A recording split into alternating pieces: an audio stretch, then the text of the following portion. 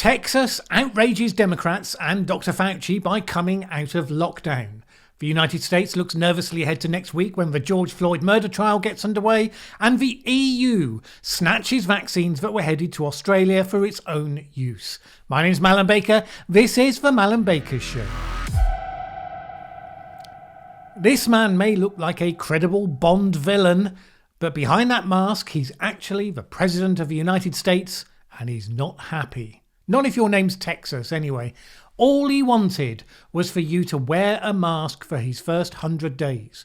Why 100? Because, according to the science, the virus respects round numbers or something. In spite of what the president or anyone else thinks about it, the governors of Texas and Mississippi decided that with vaccines being rolled out and the numbers of infections dropping steeply, now was the time to announce that they would be ending mask mandates and opening up their states. President Biden said that they were an example of Neanderthal thinking that threatened a resurgence of the virus. Dr. Anthony Fauci was there as well, of course, calling the decisions inexplicable and saying that the last thing that was needed now was another surge. The response in the states themselves was mixed, with some stores saying that they'd continue to require mask wearing in store, some individuals saying they would continue to wear them as before as well. Houston Police Chief Art Acevedo said officers would continue to wear masks and criticised the repeal, suggesting that there would be increased conflict between citizens and store owners who decided to continue requiring masks of their customers. In the meantime, other Republican states are due to see their mask mandate rules expire soon. The expectation is that many of them will choose to follow Texas and Mississippi's lead. Obviously, this is all political, and this is how the thinking breaks down. For Republicans, there are two factors. One is that they believe that with the vaccine being rolled out and with spring approaching, now is a relatively safe time to begin unlocking. The majority of those at risk of fatal doses of COVID have been vaccinated. The majority of those that have not yet been have a very small risk. Therefore, they want to be amongst the first to release their people from the irksome restrictions that everyone is heartily sick of. That's one thing. The other is that they've had their political opponents take control of the White House and then announce that everyone should wear masks for 100 days. They were told that the previous president was terrible, but this one was going to manage the pandemic so much better. And he has a plan. And it turns out that his plan is that you should wear a mask. Well, those Republican governors actively don't want to wait for 100 days so that those people can claim the credit. The vaccines that were created during the previous presidency are being rolled out exactly as they would have been whoever had been in the White House, and that makes the difference as far as they're concerned. Now, obviously, in spite of that imperative, they wouldn't do this if they themselves thought that this action would mean that infections would take off and suddenly thousands of people would start dying, because that would be the worst result on every level. If nothing much happens, they get full credit, and the power of Biden's claim to have solved the problem gets dampened at least a bit. But it's a gamble, because if they're wrong, they look both stupid and incompetent, but also they get blamed for people dying. And it is a gamble. Texas is at the back when it comes to getting people vaccinated. At the time of shooting this video, just over 13% of people having had their first shot and just over 7% having had their second. You can blame the individuals on whichever side you dislike or you like, but everyone here is following the incentives laid out in front of them by the fact of a deeply polarised politics. A lot of the time, people in a country that is polarised in this way end up blaming the other side for doing things in a certain way, and they never notice that it's actually the polarisation itself that's driving those behaviours. If their own people were on the other side of the equation, they would probably be doing exactly the same thing. The Democrats point at the studies that show that mask wearing can reduce the spread of this virus, and they will take that as de facto following the science proof that they're right and the others are wrong. Republicans look to all the states that have had mask mandates and all the ones that haven't had such mandates, and they know that when you can compare these to the deaths per million severity counts, you couldn't fit the policy to the outcome. So if you give people the discretion to make their own choices, some will mask up, some won't. It'll be their choice and it will all be fine. Both of those are arguable cases. None of them are the real reason. The politics comes first, the justification comes afterwards. Now, it could be that the Republicans are right on this one. A new report came out this week suggesting that the countries that have been hit the hardest by COVID have purely and simply been the ones with higher rates of obesity. Never mind your public policy, barring, I guess, the couple of island countries that managed to get to zero COVID status by moving extremely quickly. Put them to one side. Your death rates were down to the percentage of the population that was significantly obese. The analysis by the World Obesity Federation shows a dramatic increase in death rates once more than half of a country's population is overweight. In the UK, for instance, 64% of adults are overweight, with 28% obese. In the US, nearly 68% are overweight. In other high obesity countries such as Belgium, Slovenia and the Czech Republic, or Czechia as the country is becoming styled, all of them have high death rates. The lowest death rate countries include Burundi, Vietnam, Tanzania, Thailand and China.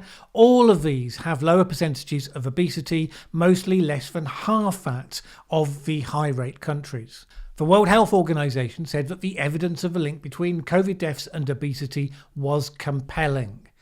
The implication of such a report bears further study, because if it's true, and one study doesn't make it true, but if it's true, then all the people attacking the UK and the US governments, saying that their public policy choices were to blame for the death rates, they would be just wrong. That's probably why nobody will engage with this too seriously, because most of all, when something like this happens, people want somebody to blame. But even so, and I say it's just one study, let me explain why I say that. So far, this study, produced by an obesity-focused organisation, has found a correlation.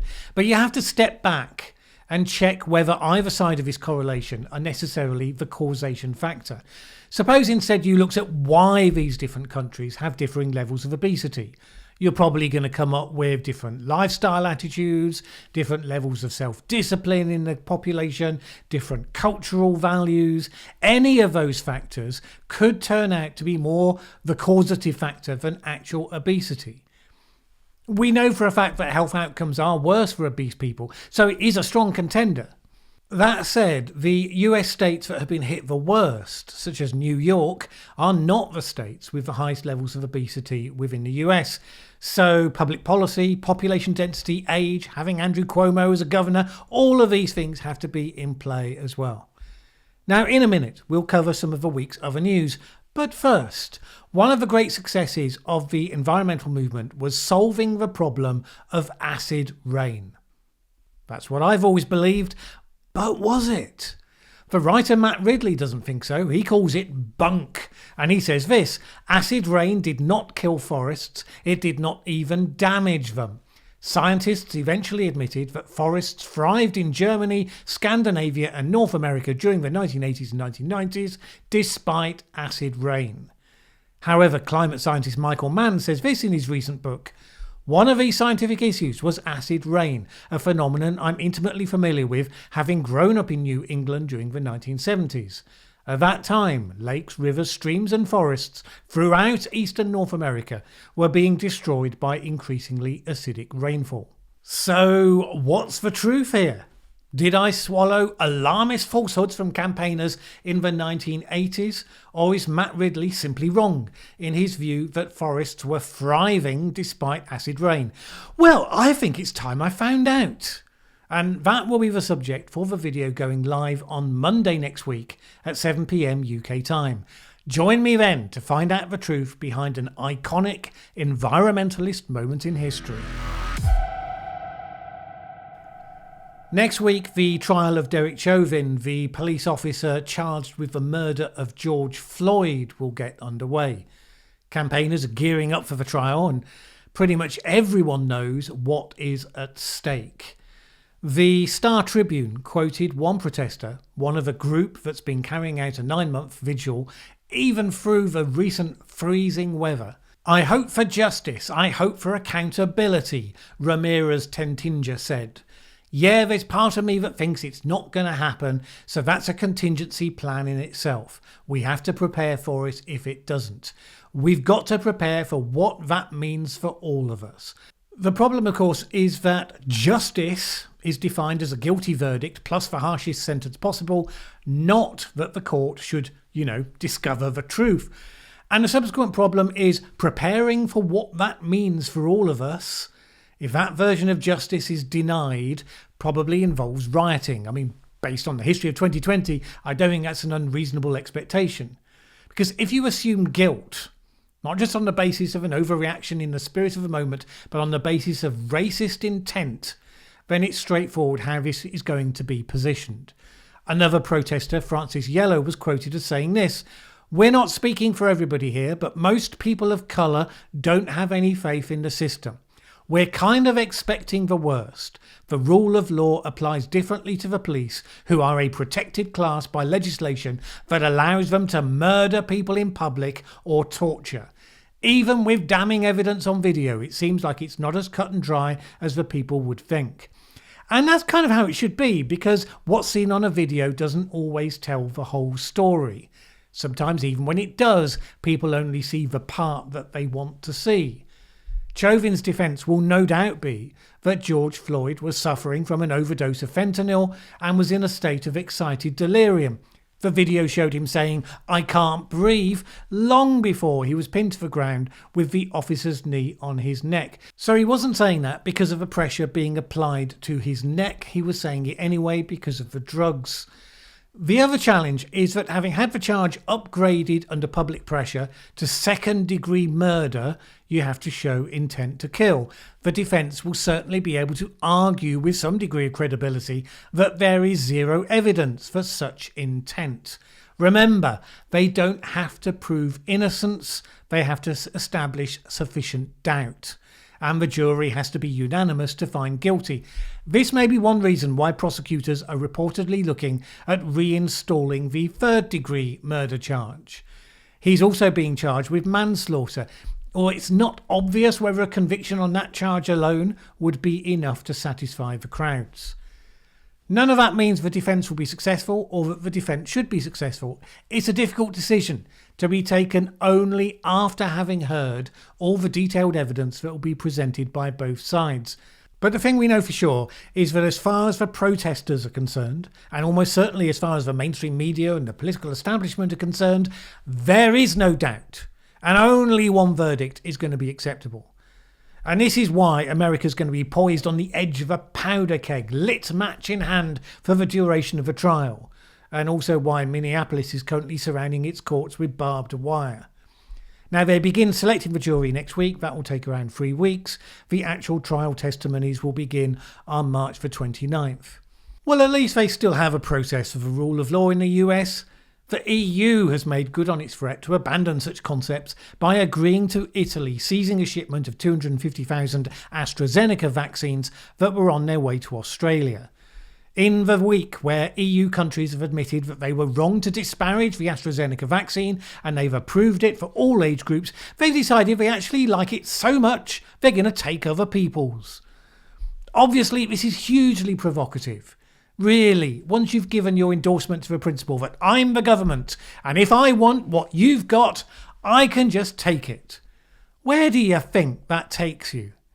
The EU boasted that it had sent a crystal clear message to AstraZeneca. Contracts are to be honoured. Unless you're Australia, of course. Canberra has been relatively restrained in its early response. The Australian Health Minister Greg Hunt said this: "Australia has raised the issue with the European Commission through multiple channels, and in particular we have asked the European Commission to review this decision." The Finance Minister Simon Birmingham added his own take. "The world is in quite uncharted territory at present, and it is unsurprising that some countries will tear up the rulebook when they are in uncharted territory." Which is a lot more restrained than I would have been, I suspect, because the bloc tearing up the rulebook is supposed to be one of the global champions for it. Australia has ordered 53.8 million doses of the AstraZeneca vaccine. It does at least know that its local company, CSL, has the rights to manufacture 50 million of those doses actually in Australia. and it expects to receive a first batch of those near the end of March. As I said in a previous episode, everyone is now going to conclude that they have to have their own production, because if the EU won't respect property rights and contracts when it's feeling the heat, then nobody will. Every other country is watching this and taking notes. No other leader is going to turn to their citizens and say they have to wait for something seriously and important because there are rules. The rule has now become, if you can grab it, it's yours. Might makes right. What possible negative consequences could possibly come from this? Nobody could ever predict it. It's all an outcome of the vaccine chaos that Europe finds itself in, with a growing number of states breaking ranks to source their own supplies. This week, Austria and Denmark announced deals with Israel. Slovakia received its first batch of doses from Russia. The EU doesn't really want them to, but why wouldn't they? You know, the EU doesn't respect the rules. Why would now member states worry about the EU's rules? Now, in a minute, we'll respond to some comments and do the final thought for the week. But first, as I said earlier, some researchers think that rates of obesity are more responsible for COVID-19 death rates than any other factor. Well, whether that's true or not, it's not in dispute that it is a material factor. So those of us who live in countries where it's a problem should probably be putting our minds to joining that list of countries that have taken action to bring obesity rates down. But here's the thing. A recent study found that there was no country in the world that has been successful in lowering obesity rates at a national level. Not a single one. There have been examples of regions or cities that have lowered child obesity rates. So why have we been so bad at cracking a real health problem? What are the causes for why we become so fat in the first place? And is there anything we could realistically do about it? Or do we just have to resign ourselves to what has become the malaise of our age? Well, I'll be looking at that issue in the second video next week, going live at 7 PM UK time on Wednesday the 10th. Get yourself a family-sized snack to keep you going and join me then. A couple of comments from last week's video. One from the AMOC video. Once again, it shows that the world climate, let alone the effects of climate change, contains so many variables that the idea we might be able to predict it is as absurd as trying to predict future history or economy. For some reason, we realise the impossibility of predicting complex systems in economy, but with climate, we keep stubbornly clinging to the idea. Thanks for the comment, but that's not what I get out of that video at all. Indeed, there are two huge examples in that video of how understanding the climate has given us important predictive power. One, the models that some disparage so universally predicted the cold blob that I showed in the video, and did so on the basis of the prediction that the AMOC was going to weaken. And two, the modelling showing how fresh water would flow if and when released from the Beaumont Gyre, giving us important information about how it would affect the AMOC when it did so. The idea that a system is complex, therefore scientists should shrug their shoulders and take a fatalistic view that it's all just too complicated to grapple with, well, that's not the pioneering spirit that we expect of our best people. Neither should it be. And there is a distinction here between the climate and your other example of the economy.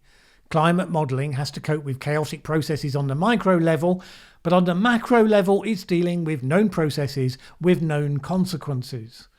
The economy is a description of aggregate human behaviour. And, humans are animals. Poke 'em. Sometimes they'll jump one way, sometimes they'll jump the other. The context within which those human beings are making their decisions, it's always going to be an untraceable additional element to make economic modelling more speculative. But we know how gases behave in the atmosphere.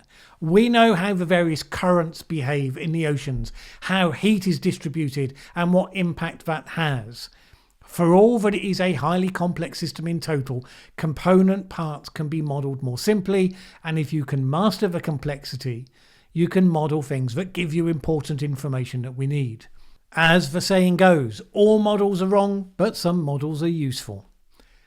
Then I had this comment on the video on when Harry became Sally. Thanks again for a no-nonsense approach to a difficult subject. I find myself in an uncomfortable position, stuck between provable science and wanting to acknowledge social justice and people's lived experiences. I've been unfriended by a feminist friend for not being feminist enough, and unfriended by a social justice warrior friend who thought he could sense a dog whistle in something I wrote.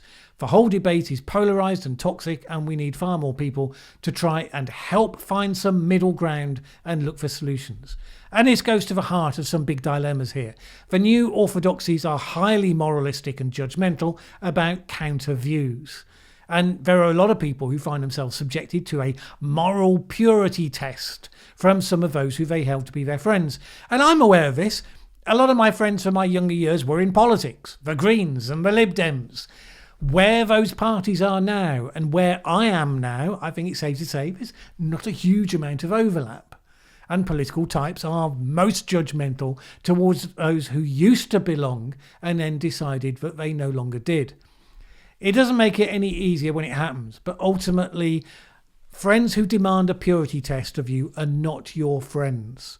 Friends are people who accept you for who you are. Now, they might argue with you sometimes and tease you sometimes and think you're bloody annoying sometimes. They do so from a place of affection and tolerance. Finding ones like that may feel like it's harder these days, but it's easier if you don't get distracted by the ones who demand that you have to think exactly like them.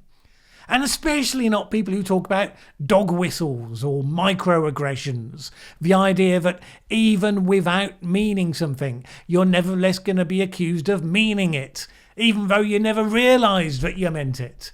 That's a power play. Friends don't do that to each other. Let those people go. Find friends that are worthy of your time. In 1946, Disney released the film Song of the South, a movie set on a plantation in the southern United States sometime after the American Civil War. It was well-intentioned, reflected the attitudes of its time, and Disney decided not to release the movie to video for home viewing some years ago. The historical work was not seen in line with the values of the company in its modern context, and I think that's absolutely fair enough. In some ways, what's been happening this week with Dr. Seuss could be seen in the same light. The author's estate decided to retire 6 of the books. They were mostly lesser well known and even some out of print already, where there were certain elements that might not match the modern viewpoint. Again, absolutely their right to do so. But this isn't a story simply of a trusted brand owner keeping up with the times. This is in response to just another chapter in woke political sentiment ripping through every layer of the culture.